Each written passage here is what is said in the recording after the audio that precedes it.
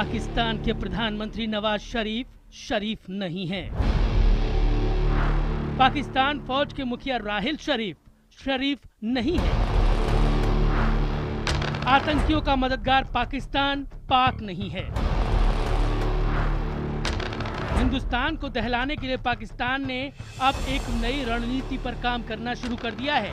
यह रणनीति है पाकिस्तान की बदनाम खुफिया एजेंसी ISI और आतंकी संगठनों का गठजोड़। साजिश बनाई जाती है ISI के हेडक्वार्टर में और उसे अंजाम देते हैं आतंकी संगठन। पाकिस्तान ने जब भारत के खिलाफ ऐसी साजिश रची है, उसका अंदाज बहुत खौफनाक रहा है। याद करिए 26 नवंबर 2008 का दिन, पाकिस्तान से आए 10 आतंकियों ने भारत पर सबसे बड़ा हमला किया था। इस हमले के जख्म आज 7 साल बाद भी नहीं भरे हैं। इस हमले के पीछे जमात उद दावा के मुखिया हाफिज सईद और लश्कर के मुखिया जकीउर रहमान लखवी का दिमाग काम कर रहा था। याद करिए साल 2011 में दिल्ली हाई कोर्ट पर हुआ हमला। हाई कोर्ट के गेट नंबर 5 पर हुए धमाके में 11 लोगों की मौत हो गई थी और 74 लोग जख्मी हुए थे।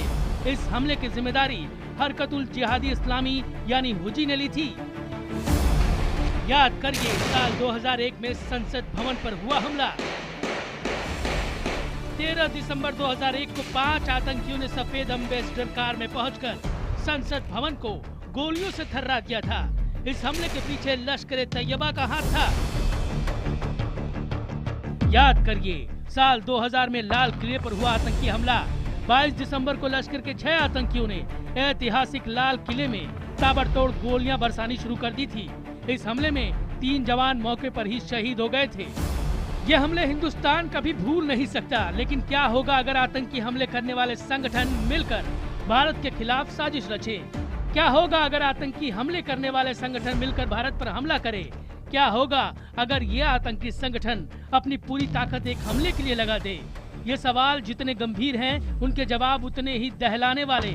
लेकिन आतंकवाद पर चौतरफा घिर चुका पाकिस्तान अब भारत से बदला लेने पर उतारू है। ISI ने सारे आतंकी संगठनों को एक साथ मिलकर भारत पर आतंकी हमले के लिए कहा है। देखिए ISI का टारगेट हिंदुस्तान। नमस्कार, मैं हूं प्रवीण तिवारी। खबरों में खास में आज बात पाकिस्तान की खुफिया एजेंसी ISI की भारत के खिलाफ बड़ी साजिश की।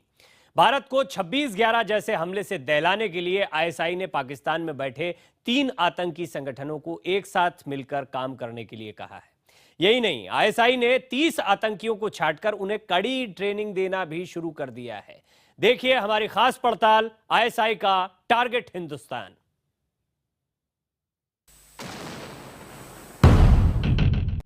अगले 1 महीने में भारत पर हो सकता है बड़ा हमला। खुफिया एजेंसियों ने दी सरकार को चेतावनी।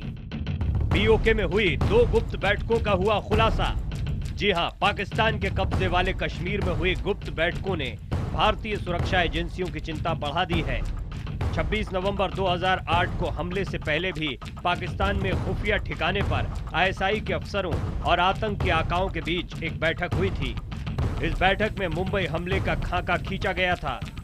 इस बैठक के कुछ महीने बाद जो हुआ, उसमें से बहुत कुछ आतंकी दुनिया में पहली बार किया गया। ये पहली बार हुआ जब भारत में आतंकी समंदर के रास्ते आए। ये पहली बार हुआ जब टीवी पर कवरेज देखकर पाकिस्तान में बैठे ISI अफसरों और आतंकियों के आकाओं ने आतंकियों को लाइव निर्देश दिए। इस हमले के 7 साल बाद अब एक बार फिर पाकिस्तान के कब्जे वाले कश्मीर में एक गुप्त बैठक हुई है। भारत की खुफिया एजेंसियों को इस बार इस बैठक की भनक पहले ही मिल गई है। खुफिया एजेंसियों के मुताबिक पाकिस्तान में ISI के अफसरों ने टॉप आतंकी संगठनों के मुखियाओं के साथ मुलाकात की है। इस बैठक में लश्कर तैयबा, हिजबुल मुजाहिदीन और जैश-ए-मोहम्मद के मुखिया शामिल हुए।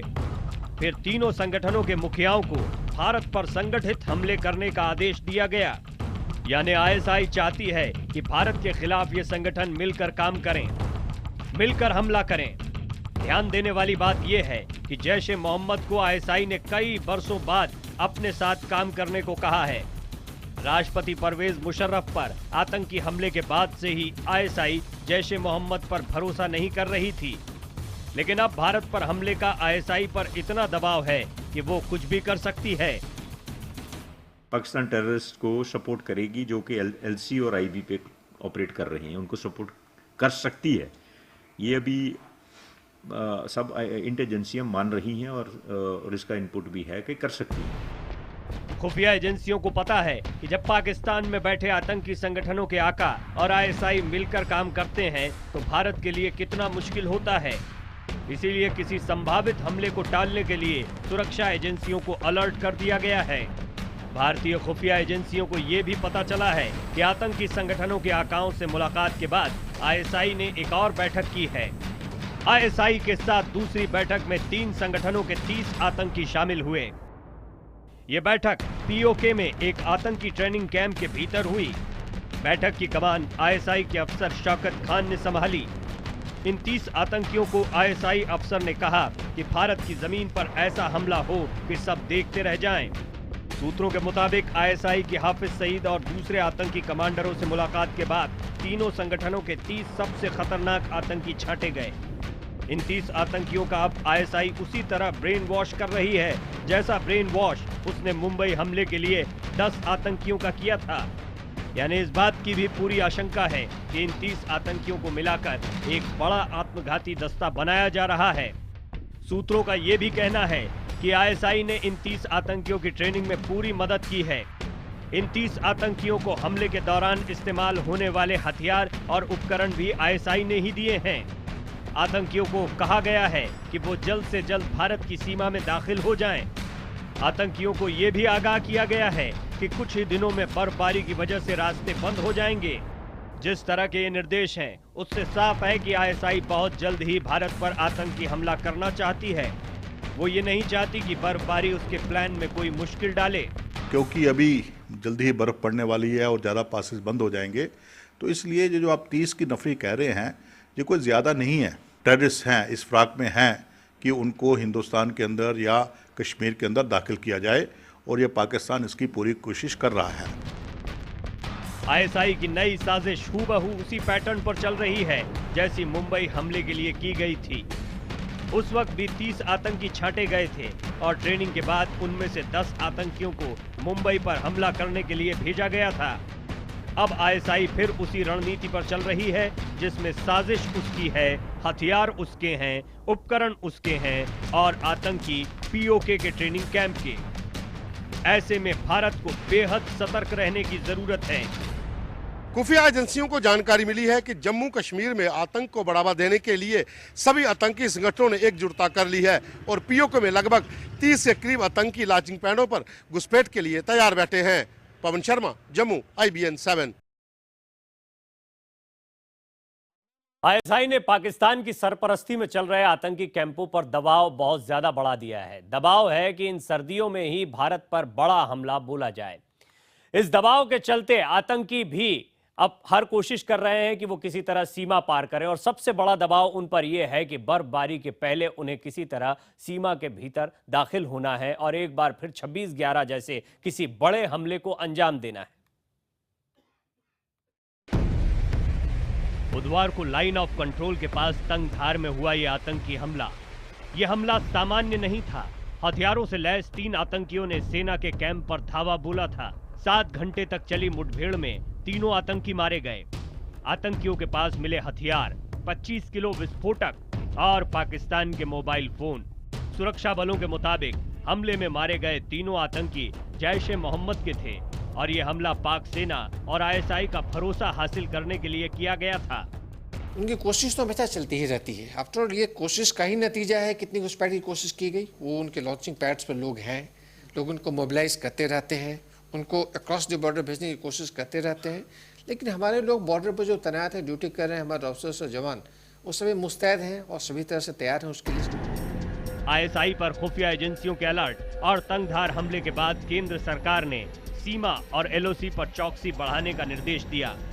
केंद्र की चिंता ISI और मुंबई हमले के मास्टरमाइंड हाफिज सईद के गठजोड़ से भी है।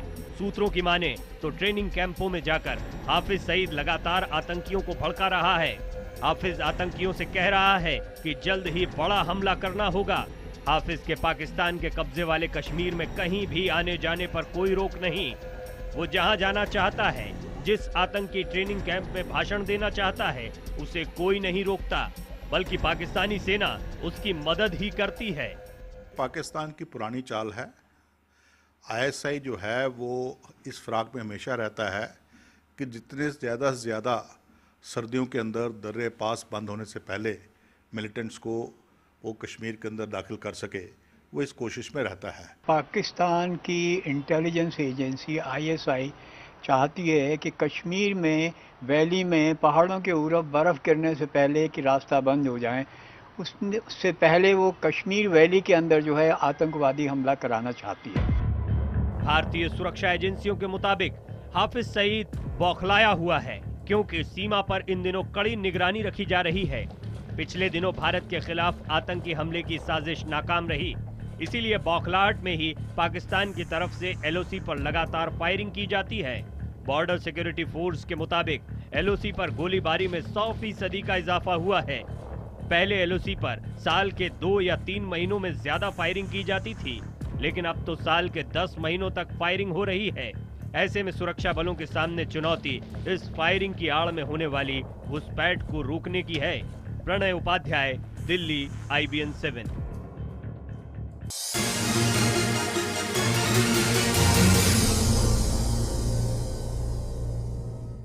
खबरों में खास में एक बार फिर आपका स्वागत है। आप देख रहे हैं आईएसआई का टारगेट हिंदुस्तान। देश में संसद से लेकर लाल किले तक पर हमला करने वाले आतंकी संगठन एकजुट हो गए हैं। भारतीय एजेंसियों के सामने चुनौती इस हमले से निपटने के इंतजाम के साथ ही सीमा पार आतंकियों के लॉन्च पैड खत्म करने की भी।